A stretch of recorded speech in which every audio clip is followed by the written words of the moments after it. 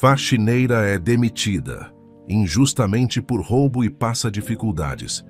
Mas anos depois ela retorna como esposa do diretor. O cheiro acre de desinfetante e a melodia dissonante dos bips de monitores eram a constante na vida de Rosa Santos.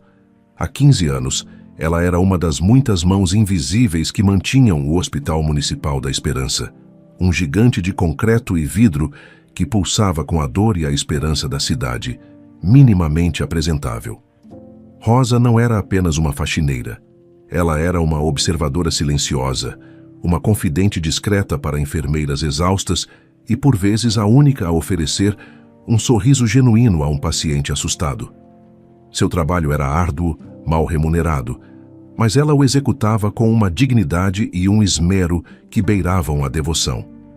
Seu pequeno armário no vestiário dos funcionários ostentava não fotos de ídolos, mas um desenho colorido de seu filho Léo, de 10 anos, com a frase: "Mamãe, você é minha heroína". A honestidade de Rosa era tão impecável quanto os corredores que ela encerava. Jamais um objeto esquecido, uma moeda perdida, deixou de ser entregue à administração. Por isso, o dia em que sua vida virou do avesso começou como qualquer outro, mas terminou com a marca indelével da injustiça. Armando Noronha, o administrador do hospital, era um homem de meia-idade, com uma barriga proeminente que seus ternos caros mal conseguiam disfarçar, e um olhar permanentemente entediado que se transformava em desprezo ao se dirigir aos subalternos. Boatos sobre sua gestão duvidosa e desvios de verba circulavam pelos corredores como vírus, mas ninguém ousava confrontá-lo. Ele supervisionava a distribuição de suprimentos e medicamentos com mão de ferro, ou assim parecia. Naquela tarde fatídica, Rosa foi chamada à sala de Noronha. 2 seguranças corpulentos a aguardavam na porta, a postura hostil. O próprio Noronha estava recostado em sua cadeira de couro, um sorriso cínico nos lábios. Sobre a mesa, algumas caixas de um medicamento caro, usado no tratamento de câncer. "Rosa Santos, não é?", começou ele, a voz untuosa. 15 anos de casa. Uma pena que tenha decidido manchar sua reputação dessa forma. Rosa sentiu um arrepio. "Desculpe, seu Noronha, não estou entendendo." "Ah, não está entendendo?" Ele pegou uma das caixas. "Estes medicamentos valiosos sumiram do nosso estoque da farmácia central. E veja só que coincidência. Encontramos parte deles em seu armário pessoal durante uma inspeção de rotina." O mundo de Rosa desabou. "No meu armário? Isso é impossível.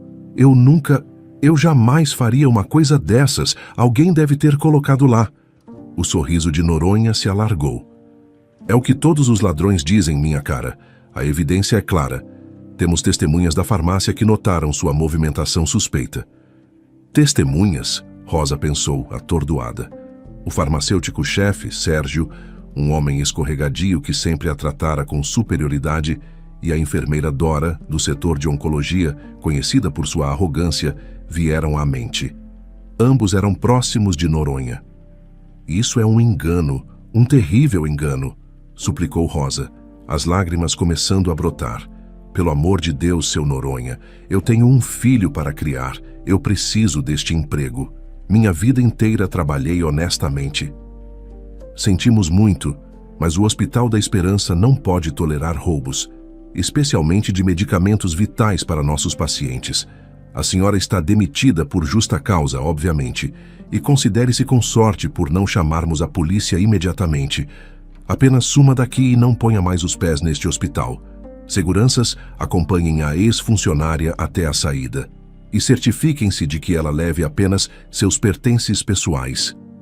Os que não são do hospital, claro." A humilhação foi pública e brutal.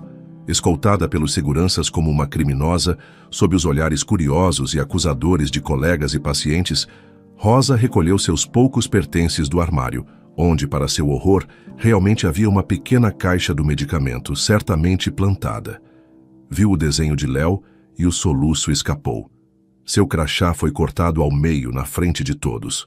O mundo parecia ter se tornado um pesadelo surreal. Dona Marta, uma enfermeira mais velha e bondosa que sempre apreciara Rosa, Observou a cena com tristeza e descrença nos olhos, mas nada pôde fazer contra a autoridade de Noronha. Os meses que se seguiram foram os mais sombrios da vida de Rosa. A acusação de roubo, mesmo sem um processo formal, manchou sua reputação. Ninguém queria contratar uma faxineira ladra. As economias minguaram. O aluguel do pequeno apartamento atrasou. Léo, com a intuição das crianças, percebia a angústia da mãe, embora Rosa tentasse protegê-lo. "Mamãe, por que você está triste? A gente vai ficar bem, né?" ele perguntava, abraçando-a com seus bracinhos finos. "Claro que vamos, meu amor", respondia Rosa, engolindo as lágrimas e forçando um sorriso. "Mamãe só está um pouco cansada." Ela fez bicos de limpeza em casas particulares quando conseguia, mas era pouco e incerto. Vendeu alguns móveis, depois suas poucas joias de valor sentimental. A desesperança era uma sombra constante, e a raiva pela injustiça queimava em seu peito, junto com a certeza de que Noronha e seus comparsas continuavam suas atividades ilícitas no hospital, impunes, enquanto ela pagava o preço. Numa tarde cinzenta, enquanto esperava numa longa fila para uma entrevista de emprego para limpar um pequeno café no centro, um local barulhento e com poucas perspectivas, o destino começou a tecer um novo fio em sua vida. A chuva fina que caía molhava seus ombros, e ela se encolheu, tentando proteger a pasta com seus documentos. Um carro elegante parou de repente, e um homem com um guarda-chuva desceu apressado, quase esbarrando nela e derrubando sua pasta. "Oh, mil desculpas, minha senhora", disse ele genuinamente constrangido, ajudando-a a recolher os papéis espalhados pelo chão molhado. "Eu estava distraído. Deixe-me ajudá-la." Era um homem de talvez 40 e poucos anos, com um rosto gentil e olhos expressivos que transmitiam preocupação. Rosa, inicialmente assustada, viu a sinceridade em seu olhar. "Não foi nada, senhor. A culpa foi minha também. Estava no meio do caminho." Ela respondeu a voz baixa. "De forma alguma. Permita-me, ao menos, oferecer-lhe um café para se aquecer enquanto espera. Parece que vai demorar aqui." Rosa hesitou, mas o convite era tão amável e o frio tão penetrante que acabou aceitando. O homem se apresentou como Ricardo Almeida. Conversaram por mais de 1 hora no café em frente. Ricardo era médico, um cardiologista renomado, mas com um profundo interesse em gestão de saúde e políticas públicas. Falava com paixão sobre a necessidade de humanizar o atendimento, de combater a corrupção nos sistemas de saúde. Rosa, inicialmente reservada, sentiu-se à vontade com ele. Havia uma calma, uma integridade em sua presença que a desarmava. Ela não contou sobre sua demissão humilhante, apenas mencionou que procurava trabalho e que a vida estava difícil. Ricardo ouviu com empatia, sem fazer perguntas invasivas.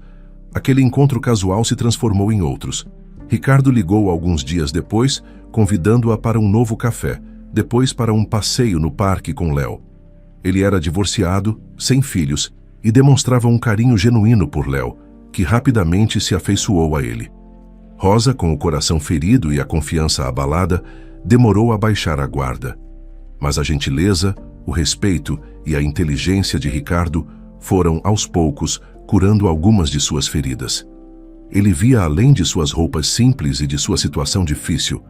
Via sua força, sua dignidade, sua alma bondosa. Para Ricardo, Rosa era uma lufada de ar fresco. Sua honestidade visceral, sua visão pragmática da vida, sua resiliência e, acima de tudo, sua capacidade de compaixão, mesmo tendo sofrido tanto, o encantaram profundamente. Ele não se importava com seu passado profissional ou sua condição financeira. Admirava a mulher que ela era. Quase 1 ano depois daquele primeiro encontro na chuva, sob o olhar cúmplice e feliz de Léo, que agora o chamava de tio Ricardo, Rosa Santos e Dr. Ricardo Almeida se casaram numa cerimônia simples, mas cheia de emoção e significado. Para Rosa, era como um sonho do qual temia acordar. A vida, que lhe tirara tanto, parecia finalmente estar lhe oferecendo uma segunda chance. Poucas semanas após o casamento, uma notícia pegou Ricardo e, por tabela, Rosa, De surpresa, havia uma crise de gestão no Hospital Municipal da Esperança, escândalos de má administração, falta de medicamentos e insatisfação geral de funcionários e pacientes levaram à demissão do conselho anterior. Ricardo, com seu currículo impecável e suas propostas inovadoras para a saúde pública, foi convidado pelo novo interventor estadual para assumir o cargo de diretor-geral do hospital. Era um desafio imenso, mas ele se sentia preparado e motivado a fazer a diferença. Para Rosa, a notícia foi um choque. Voltar àquele lugar, o palco de sua maior humilhação, a ideia a aterrorizava e ao mesmo tempo acendia uma chama estranha em seu peito. Ricardo, eu não sei se consigo, confessou ela, numa noite, enquanto ele arrumava os papéis para seu primeiro dia. Ricardo a abraçou com ternura. Meu amor, você não precisa fazer nada que não queira. Mas pense, talvez seja uma oportunidade de enfrentar seus fantasmas, de mostrar a todos a mulher incrível que você é e, quem sabe, de entender o que realmente aconteceu. Ele ainda não sabia de toda a história da demissão, apenas que ela havia trabalhado lá e saído em circunstâncias difíceis. Rosa decidiu que era hora de contar tudo, cada detalhe da armação de Noronha, da dor, da injustiça. Ricardo ouviu em silêncio, o rosto endurecendo à medida que o relato avançava. Ao final, seus olhos brilhavam de indignação. Esse Noronha, ele ainda está lá? Sim, respondeu Rosa. Pelo que soube, ele se entrincheirou ainda mais na administração. Não por muito tempo, disse Ricardo, a voz firme. Eu vou limpar aquele hospital, Rosa. E vou começar por esse tipo de gente. Mas mais importante, quero que saiba que acredito em você, incondicionalmente. E farei tudo ao meu alcance para restaurar sua honra. O primeiro dia de Ricardo como diretor-geral foi marcado por uma reunião com todos os chefes de departamento. Rosa, a seu pedido, e com um misto de apreensão e determinação, o acompanhou. Queria estar ao seu lado, mas também queria observar. Ao entrarem no auditório principal do hospital, um silêncio chocado se instalou. Os cochichos começaram imediatamente. Muitos reconheceram Rosa, a ex-faxineira, e agora ela estava ali, elegante num vestido discreto, ao lado do novo todo-poderoso diretor. Armando Noronha, sentado na primeira fila, empalideceu visivelmente. Seus olhos arregalaram-se em descrença, e em seguida, um brilho de pânico passou por eles antes que ele conseguisse recompor sua máscara de arrogância. Sérgio, o farmacêutico, e a enfermeira Dora também não conseguiram disfarçar o choque. Ricardo fez seu discurso de posse, firme e inspirador, prometendo transparência, eficiência e, acima de tudo, respeito por todos os funcionários e pacientes. Ao apresentar Rosa como sua esposa, um murmúrio percorreu o auditório. Rosa manteve a cabeça erguida, o olhar sereno, encontrando os olhos de Noronha por um instante. Ele desviou o olhar rapidamente. Nos dias que se seguiram, Rosa começou a acompanhar Ricardo em algumas visitas pelo hospital, não como uma primeira-dama decorativa, mas como alguém genuinamente interessada. Sua familiaridade com os corredores, com as rotinas, com os rostos dos funcionários mais antigos, era uma vantagem. E com o novo status, as pessoas falavam com ela de forma diferente. As portas, antes fechadas, agora se abriam. Ela começou a notar coisas que, como faxineira, apenas intuíra ou que não tinha como contextualizar. Movimentações estranhas de caixas de medicamentos fora do horário habitual, sempre pelos mesmos funcionários ligados a Noronha. Relatórios de estoque que pareciam não bater. A enfermeira Dora, do setor de oncologia, sempre requisitando quantidades de quimioterápicos um pouco acima da média, alegando perdas ou descartes urgentes. O farmacêutico Sérgio, sempre com desculpas evasivas quando questionado sobre controles mais rígidos. Dona Marta, a enfermeira mais velha que testemunhara sua demissão, aproximou-se dela um dia, no refeitório. Rosa, minha querida, é tão bom vê-la de volta e assim, radiante. Eu nunca acreditei naquela história, sabe? Você sempre foi a alma da honestidade. Obrigada, Dona Marta. Suas palavras significam muito, disse Rosa, emocionada. A senhora viu alguma coisa estranha naquela época? Ou mesmo agora, com os medicamentos? Dona Marta hesitou, olhando ao redor. É complicado, Rosa, mas sim, há coisas que não cheiram bem. Especialmente no controle da farmácia e na forma como certos medicamentos caros são distribuídos. Noronha e sua turma, eles têm um esquema muito bem montado. Muitos têm medo de falar. Com as observações de Rosa e o relato de Dona Marta, as peças do quebra-cabeça começaram a se encaixar. O esquema era mais sofisticado do que o simples roubo de algumas caixas. Parecia envolver a falsificação de pedidos, o desvio de grandes lotes de medicamentos caros, principalmente oncológicos e outros de alto custo, que eram depois revendidos no mercado negro. Rosa fora apenas um bode expiatório conveniente, alguém insignificante o suficiente para ser descartada sem levantar muitas ondas, servindo de exemplo para intimidar outros. Rosa compartilhou suas suspeitas e as informações que colhera com Ricardo. Eles usam as requisições da oncologia, com a ajuda da enfermeira Dora, para inflar os pedidos. Sérgio, na farmácia, libera as quantidades maiores, que são parcialmente desviadas antes de chegarem ao setor. As baixas no estoque são justificadas com perdas, quebras ou uso emergencial. Noronha acoberta tudo e certamente fica com a maior parte do lucro. Eu fui incriminada porque provavelmente vi alguma movimentação suspeita perto da farmácia ou do depósito e eles precisavam de alguém para culpar por um pequeno desfalque que talvez tivesse sido notado para desviar a atenção do rombo maior. Ricardo ouvia atentamente, a mandíbula tensa. O que você está me dizendo faz sentido. A contabilidade do hospital é uma bagunça, especialmente no setor farmacêutico. Eu já estava desconfiado de alguns relatórios. Precisamos de provas concretas, Rosa. Algo que os incrimine sem sombra de dúvida. Decidiram agir com cautela. Ricardo contatou o secretário de Segurança do Estado, um velho amigo de confiança, e solicitou uma equipe de investigação discreta, especializada em crimes de colarinho branco e desvio de verbas públicas. Enquanto a equipe externa começava a analisar documentos e movimentações financeiras, Rosa, com seu conhecimento interno do hospital, tornou-se uma observadora ainda mais atenta. Ela relembrou os horários de limpeza, os acessos que tinha, as conversas que ouvia de relance.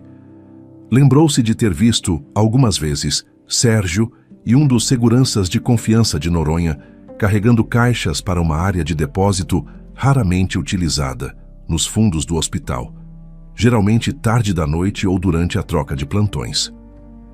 Passou essa informação para Ricardo, que a repassou aos investigadores.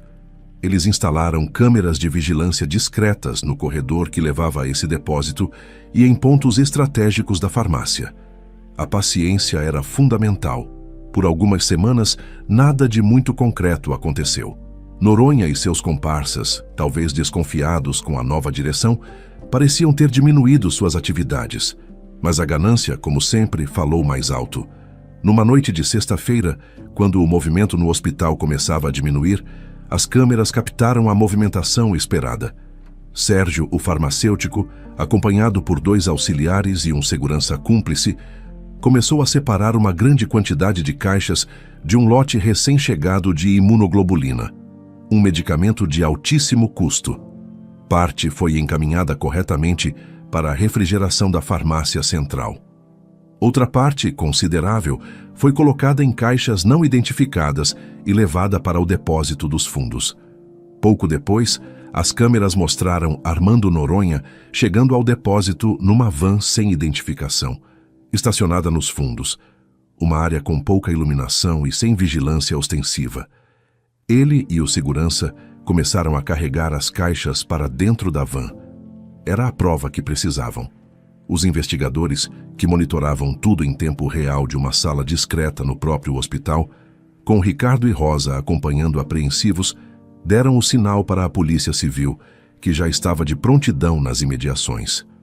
O flagrante foi espetacular. Noronha foi pego com as mãos na massa, ou melhor, nas caixas de medicamentos roubados. Sérgio e os outros cúmplices, incluindo a enfermeira Dora, que assinara as requisições falsas, foram detidos em seguida, em seus postos de trabalho ou em casa. O castelo de cartas da corrupção desabara com estrondo. A notícia se espalhou pelo hospital e pela cidade como um rastilho de pólvora. A prisão do administrador Noronha e de seus comparsas estampou as manchetes. E junto com ela, a história de Rosa Santos, a ex-faxineira injustiçada, agora a esposa do diretor, que fora fundamental para desbaratar a quadrilha. A honra de Rosa foi restaurada publicamente. O hospital emitiu um pedido formal de desculpas. Muitos dos que antes a olhavam com desconfiança, agora a viam com admiração e respeito. Noronha, atrás das grades, aguardando um julgamento que prometia ser longo, tornou-se o símbolo da corrupção que Ricardo viera combater. Mas Rosa não queria apenas a reparação de sua imagem. Ela queria fazer mais.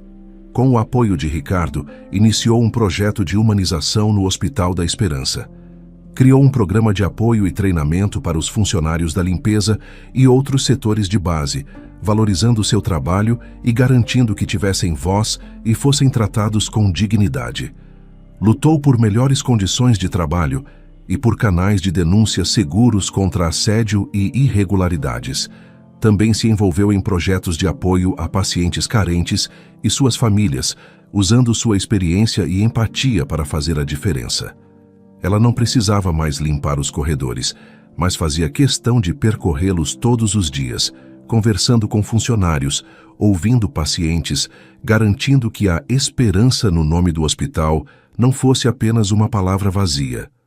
Léo, agora um pré-adolescente orgulhoso, via a mãe não apenas como sua heroína pessoal, mas como uma heroína para muitos. Numa tarde ensolarada, meses depois da prisão de Noronha, Rosa estava no jardim interno do hospital, inaugurando um pequeno playground para os filhos de pacientes e funcionários, um projeto que ela idealizara. Ricardo estava ao seu lado, o olhar cheio de amor e admiração. Dona Marta aproximou-se, os olhos brilhando. Você conseguiu, Rosa. Você limpou este hospital da sujeira mais difícil de tirar, a da desonestidade. Rosa sorriu, um sorriso genuíno e sereno, o mesmo que oferecera a tantos nos corredores durante anos. Todos nós conseguimos, Dona Marta, juntos. Às vezes, a vida nos derruba de forma muito dura, mas sempre nos dá a chance de levantar e varrer a poeira da injustiça. E com um pouco de sorte e muita coragem, construir algo bom no lugar.